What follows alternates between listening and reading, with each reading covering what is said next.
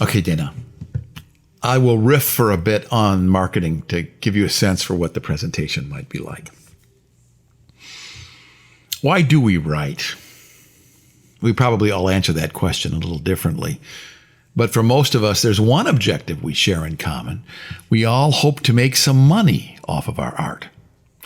We live in a time where the major publishers are investing the bulk of their resources in fewer authors. The shifting economics of the industry and the ease with which people can self-publish has dramatically changed the profit model. It would still be lovely to have an agent negotiate that big advance, to turn over your manuscript to the machine and watch the royalty checks flow in. But as many of my author friends who still engage with traditional publishers know, you are increasingly responsible for building your own brand. You have to become a marketer. So, we are in the business of creating profitable content and purposing it across multiple media to target an audience who is willing to pay for it. So let's begin by thinking about what it is we have to sell. Very early on in the creation of my first thriller, Chasing Vega, I realized that the key to connecting with my target audience was the creation of compelling characters with whom readers would fall in love. I based my ensemble cast on real-life people, and my two leads were based on specific individuals who became my technical consultants for the book. Now, there's only one problem with using real people. They're almost never exciting enough to hold a reader's attention for 80,000 words. And as I read my first draft, I discovered that my main character's sidekick was much more intriguing and fun than was the star. So I had to look back into the tale and juice up the Jessica Ramirez personality, giving her a more visceral backstory, more flaws, and more motivation for a much stronger and more inspiring personality. That's the superpower all authors have. We are the gods who create our worlds, and we can change things up whenever we feel like it. There is one unwritten rule that applies to every successful product in every business. Be careful not to screw up a winning formula. That doesn't mean you don't have to let your characters grow and evolve. Readers love that. Beach Boy Mike Love hated Good Vibrations when Brian Wilson first presented the tune to the band. Don't mess with the formula is the clean version of his reaction. But Brian was evolving as an artist and still had a connection to the Beach Boys fans, and Good Vibrations became the group's third number one song. The Beach Boy brand is still filling concert venues and generating revenue 59 years after their first single appeared on the charts. So let's fast forward from 1961 to 1977. A young director with two moderately successful films under his belt crosses his fingers as his third attempt premieres in just 32 theaters across the country.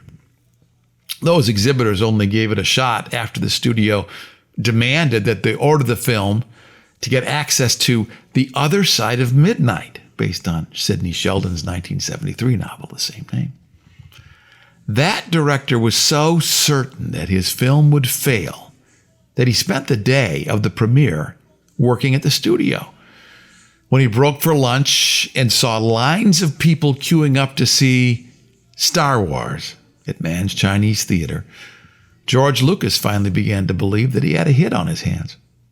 Across town, actor Harrison Ford was in a record shop minding his own business and buying an album when fans tore off his shirt in search of souvenirs. The former building contractor knew his fortunes had changed dramatically.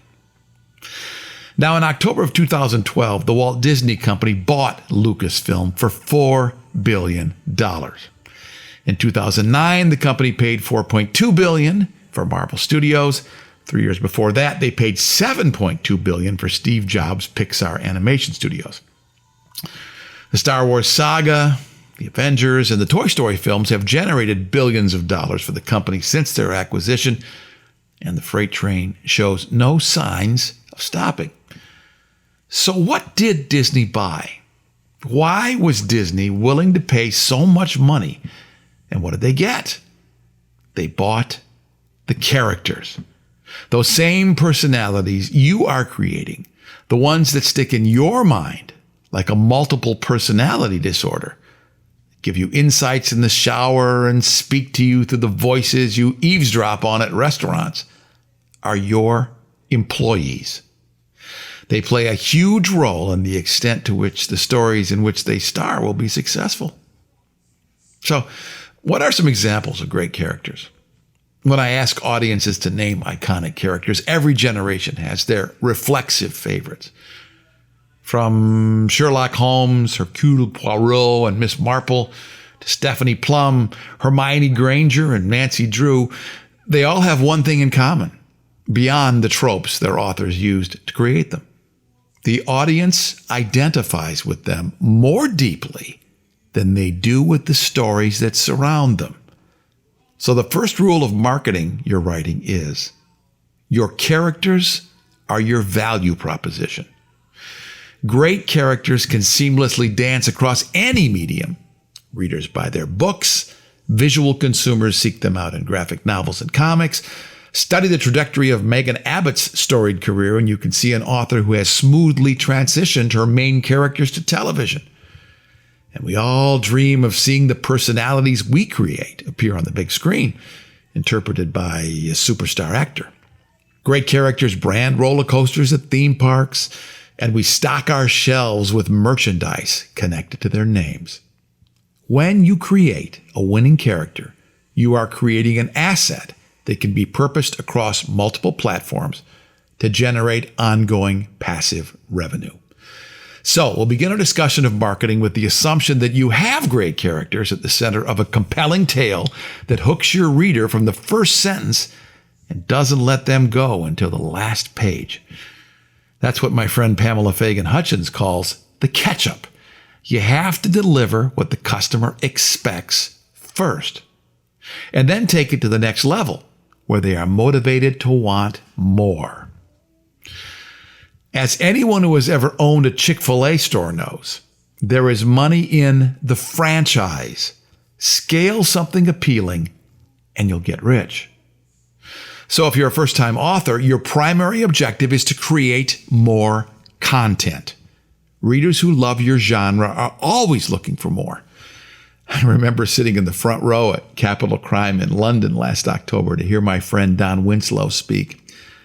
I was surrounded by well-seasoned women, and since I was in the middle of writing a story with a female star, I asked them what kind of books they wrote. "We're not authors," one said. "We're here to see Don Winslow. Do you write in his genre? He only gives us one book a year, and that's not nearly enough."